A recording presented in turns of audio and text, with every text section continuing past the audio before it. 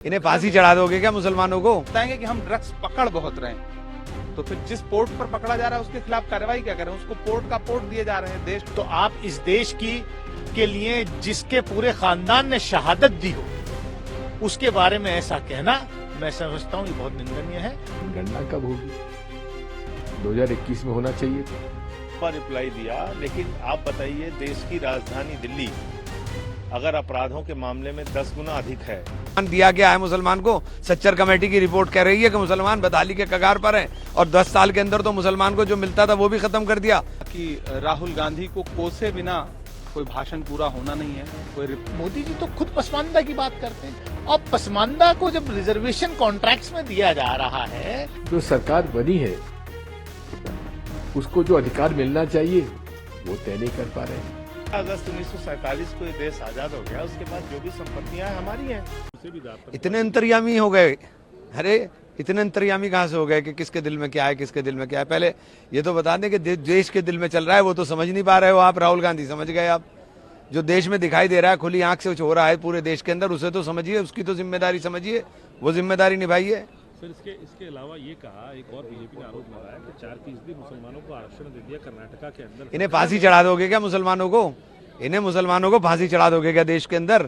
कि हर वक्त मुसलमान मुसलमान मुसलमान दिया गया है मुसलमान को। सच्चर कमेटी की रिपोर्ट कह रही है कि मुसलमान बदहाली के कगार पर है और 10 साल के अंदर तो मुसलमान को जो मिलता था वो भी खत्म कर दिया। बिल्कुल बर्बादी के कगार पर ला दिया। अब सांस लेना भी बंद करोगे क्या? सांस लेना भी बंद कर देगा मुसलमान का?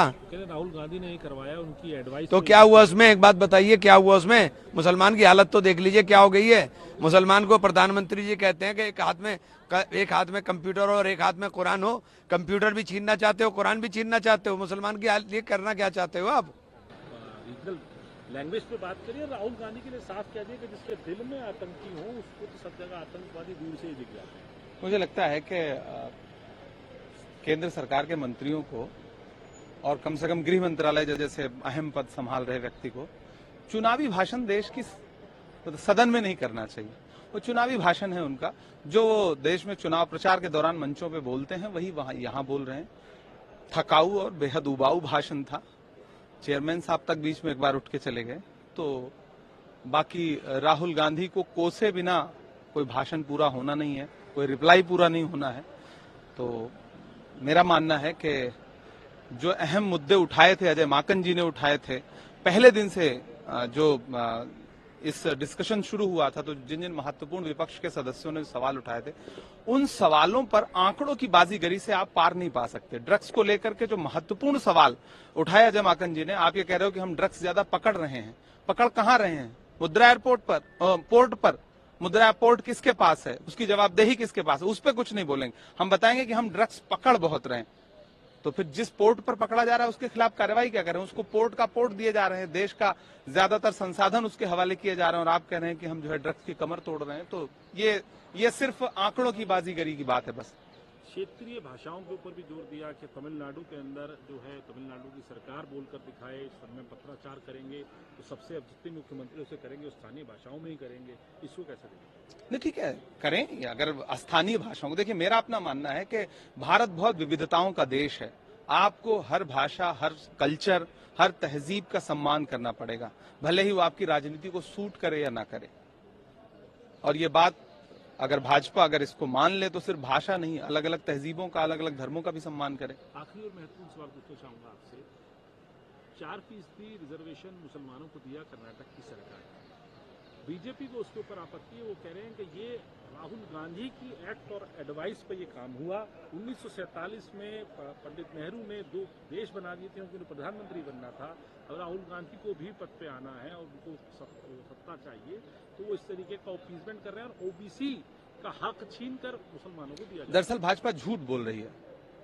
सिर्फ मुसलमानों को नहीं है, ओबीसी को है, एससी को है, एसटी को है। भाजपा इस मामले पे शुद्ध रूप से राजनीति कर रही है, झूठ बोल रही है। कोई कुछ भी बोल सकता है, क्योंकि आपको देश के असली इश्यूज को एड्रेस नहीं करना है तो आप इस देश की के लिए जिसके पूरे खानदान ने शहादत दी हो उसके बारे में ऐसा कहना मैं समझता हूँ ये बहुत निंदनीय है। गृह मंत्री जी को ये बात वापस लेनी चाहिए, क्योंकि राहुल गांधी के खानदान ने इस देश के लिए शहादत दी है उनकी दादी ने शहादत दी है, उनके फादर ने, पिताजी ने शहादत दी है। आप अपने खानदानी, आप अपने परिवार, जिस परिवार की बात करते हो उसमें से किसी को बताओ कि किसी ने देश के लिए शहादत दी हो। तो कर्नाटका के में रिजर्वेशन दिया 4% मुस्लिमों को, उसमें कह रहे हैं मुस्लिम अपीजमेंट हो रहा है, इस कारण से ऐसी चीज है। देखिए, ये इनको समझ नहीं आता। कैटेगरी 2B में रिजर्वेशन पहले से है। वहाँ ओबीसी का रिजर्वेशन है, वो कैटेगरी 2B में है, तो कैटेगरी वाइज रिजर्वेशन है। अब आप मोदी जी तो खुद पसमानदा की बात करते हैं, और पसमानदा को जब रिजर्वेशन कॉन्ट्रैक्ट्स में दिया जा रहा है तो आप विरोध कर रहे हैं। ये कहाँ की राजनीति है? एक तरफ पसमानदा करते हैं, पसमानदा को कर्नाटक की सरकार रिजर्वेशन देती है तो उसका आप विरोध करते हैं। क्या बात? माननीय गृह मंत्री जी ने लगभग 2.5 घंटे कश्मीर से लेकर और सीआईएसएफ, बीएसएफ के कर्मचारियों के हितों के लिए उन्होंने क्या किया, यहां तक उन्होंने सारी बातें की। लेकिन आज देश के 2 प्रमुख मुद्दे हैं जिनके बारे में निर्णय देश के लोग जानना चाहते हैं। ये जनगणना कब होगी? 2021 में होना चाहिए थी, आज 2025 पहुंच गया है। हमारी निरंतर मांग जा रही है कि जाति आधार पर जनगणना होना चाहिए। उसके ऊपर एक शब्द उन्होंने नहीं बोला, जबकि ये उन्हीं के कार्यक्षेत्र का एक विषय है। दूसरा, प्रधानमंत्री जी और गृह मंत्री जी निरंतर कहते आए हैं कि जम्मू कश्मीर को हम राज्य का दर्जा देंगे। कब देंगे? अब चुनाव भी हो गए, जो सरकार बनी है उसको जो अधिकार मिलना चाहिए वो तय नहीं कर पा रहे हैं। जो गवर्नमेंट प्रोसीजर में जो गवर्नमेंट रूल्स हैं, बिजनेस रूल्स हैं, उसमें कोई परिवर्तन हुआ नहीं है, जिसकी वजह से मुख्यमंत्री जी और मंत्रिमंडल पंगु बना हुआ है। आज भी सारी फाइलें जो हैं लेफ्टिनेंट गवर्नर साहब पास जा रही है।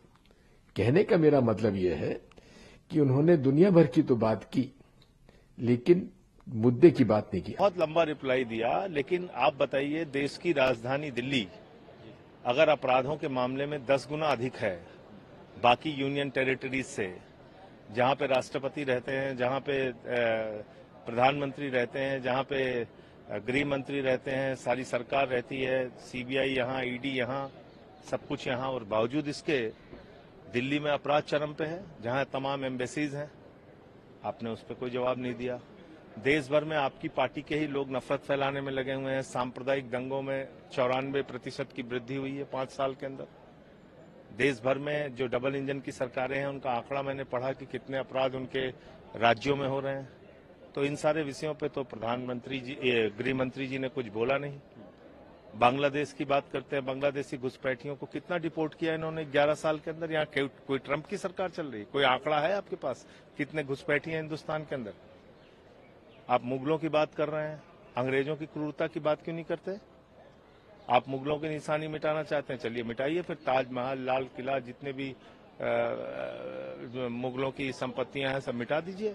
अंग्रेजों की भी मिटाइए। संसद किसने बनवाई? अंग्रेजों ने बनवाई। राष्ट्रपति भवन किसने बनवाया? अंग्रेजों ने बनवाया। दिल्ली का रेलवे स्टेशन किसने बनवाया? अंग्रेजों ने बनवाया। 15 अगस्त 1947 को ये देश आजाद हो गया। उसके बाद जो भी संपत्तियां हैं हमारी हैं, 144 करोड़ लोगों की हैं, जो सरकारें आएंगी उनकी हैं। तो आप कह रहे हैं हम सब तोड़ डालेंगे। तो ये विध्वंसक राजनीति से इस देश को क्या लाभ मिलना है? कितना रोजगार हासिल हो गया देश के लोगों को इससे? कितनी महंगाई दूर हो गई? क्या परिवर्तन किया? आप 186 लाख करोड़ रुपए का कर्जा हिंदुस्तान के ऊपर है। बॉर्डर के ऊपर जो समस्याएं हैं, आज चीन घुसपैठ कर रहा है हिंदुस्तान के अंदर। आप उन सारे सवालों पे आपका दिमाग नहीं जाता, आप बात नहीं करते। आप खाली विपक्ष के लोगों को पकड़ पकड़ के जेल में डालने पे लगे हुए हैं। तो ये राजनीति सरकारों को गिराने की राजनीति।